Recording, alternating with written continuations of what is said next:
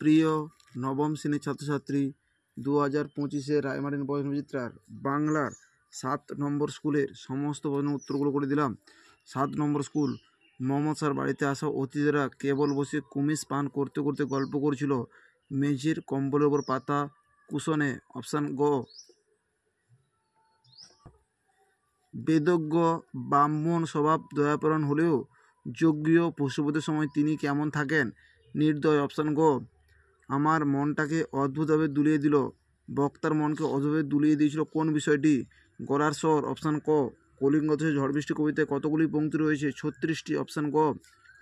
নগর কবিতায় কবি নিস্তব্ধ মুহূর্তে বলতে প্রকৃত অর্থে কী বুঝিয়েছেন?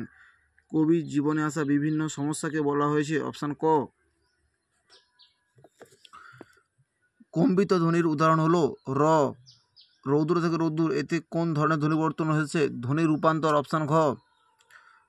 বটিকা ইন্ডিকা কোন ফলের রস থেকে তৈরি হয়? বট। অপশান খ।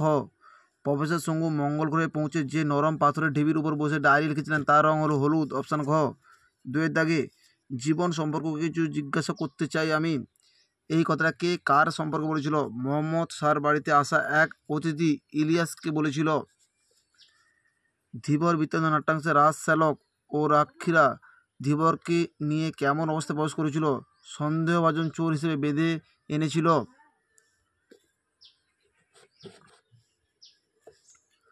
স্রোতের বিদ্রুপ শুনি প্রতিবারে দাঁড়িয়ে নিক্ষেপে। আলোচ্য পংক্তিটিতে স্রোতের বিদ্রুপ বলতে প্রকৃত অর্থে কী বোঝানো হয়েছে? 26 নম্বর পৃষ্ঠায় 12 দাগের প্রশ্নের উত্তরটি তোমরা দেখো। 26 নম্বর পৃষ্ঠা 12 দাগের প্রশ্নের উত্তরটি তোমাদের লিখতে হবে।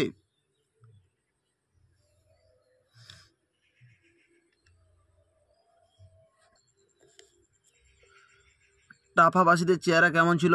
অতিকায় পিঁপড়ের মতো। অভিনীতি কথাটির অর্থ লেখো। আগে এসে বসা। একটি অন্ত ব্যঞ্জনগমের উদাহরণ হলো 318 নম্বর পৃষ্ঠা 15 দাগের প্রশ্নের উত্তরটি তোমরা দেখো। অন্ত ব্যঞ্জনগম কাকে বলে উদাহরণ দাও। এই প্রশ্নের উত্তরটি তোমাদের লিখতে হবে।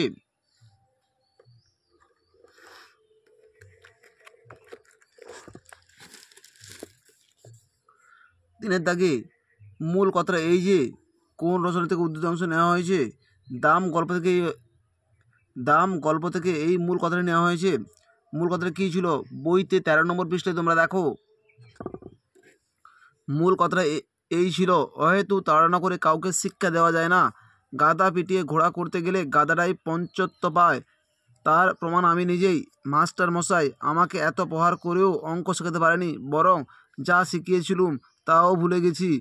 এখন 2 আর 2 4 না 5 হয়, তার নিজের মধ্যে সন্দেহ জাগে। এই প্রশ্নের উত্তরটি তোমাদের লিখতে হবে।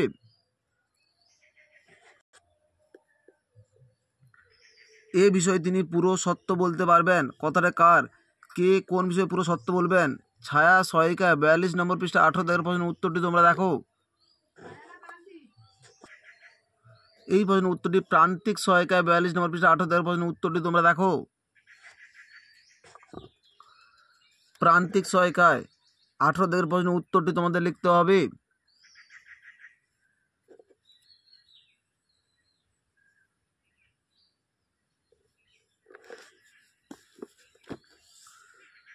চারের দাগে আমার বাণিজ্য তরী বাঁধা পড়ে আছে। বাণিজ্য তরী বলতে কি বোঝানো হয়েছে? 24 নম্বর পৃষ্ঠা 16 দাগের প্রশ্নের উত্তরটি তোমরা দেখো। বাণিজ্য তরী কীভাবে বাঁধা পড়ে আছে? 30 নম্বর পৃষ্ঠা 12 দাগের প্রশ্নের উত্তরগুলো তোমরা দেখো। বাণিজ্য তরী কি? ব্যবসা বা বাণিজ্য করার প্রণোদক বা পসরাবাহী নৌকাই হলো বাণিজ্য তরী নামে পরিচিত। আমার বাণিজ্য তরী বাঁধা পড়ে আছে।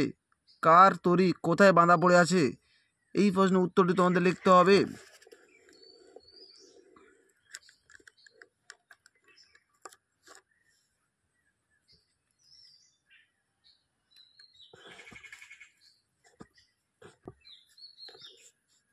ঘন ঘন শুনি, ঘন ঘন কি শোনা যায়? মেঘের গর্জন। এর ফলে কি হয়েছিল? কবিতার বিষয়বস্তুটা তোমাদের উল্লেখ করতে হবে। কবিতার বিষয়বস্তুটি তোমাদের উল্লেখ করতে হবে। 5 দাগে ধীবর বৃত্তান্ত নাট্যাংশ অবলম্বনে ধীবর চরিত্রের চারিত্রিক বৈশিষ্ট্য আলোচনা করো। 240 নম্বর পৃষ্ঠা 2 দাগের প্রশ্নের উত্তরটি তোমরা দেখো। দুয়ের দাগের প্রশ্নের উত্তরটি তোমাদের লিখতে হবে।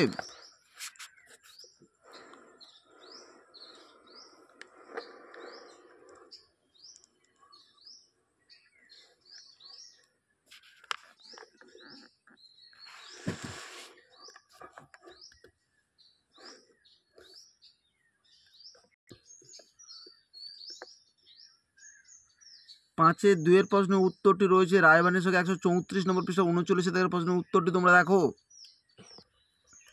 39 দাগের প্রশ্নের উত্তরটি তোমাদের লিখতে হবে।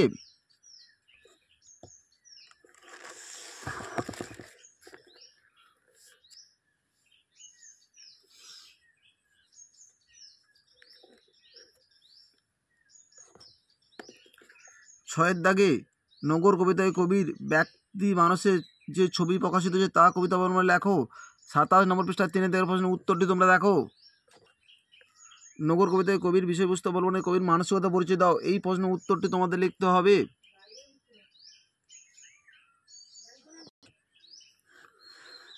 পয়েন্ট করে করে তোমরা উত্তরগুলো লিখবে।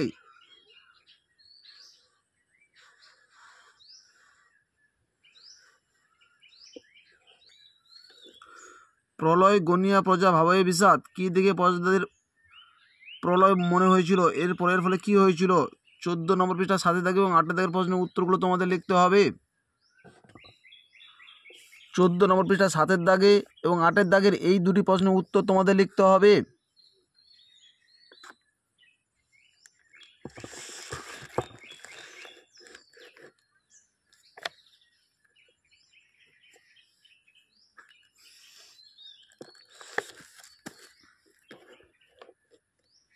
সাতের দাগে একের প্রশ্নের উত্তরটি 259 নম্বর পৃষ্ঠায় 24 দাগের প্রশ্নের উত্তরটি তোমাদের লিখতে হবে। 24 দাগের প্রশ্নের উত্তরটি তোমাদের লিখতে হবে।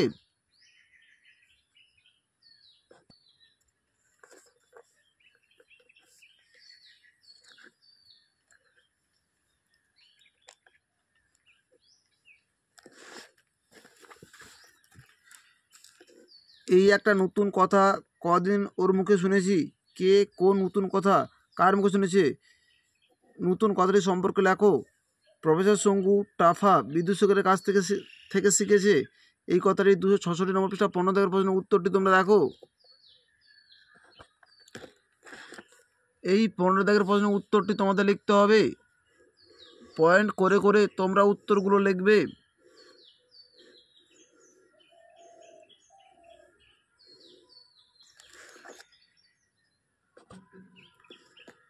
ধর্মের বেশে মোহ যারে এসে ধরে, অন্ধ সেজন মারে আর শুধু মরে, ছায়া বইয়ে প্রান্তিক বইতে, এটা প্রান্তিক সহায়িকা 104 নম্বর পৃষ্ঠা 26 দাগের প্রশ্নের উত্তরটি তোমাদের লিখতে হবে। 26 দাগের প্রশ্নের উত্তরটি তোমাদের লিখতে হবে।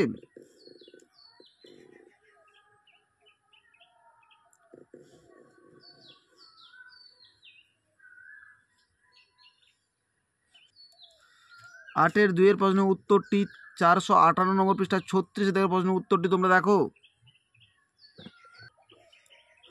36 দাগের প্রশ্নের উত্তরটি তোমাদের লিখতে হবে।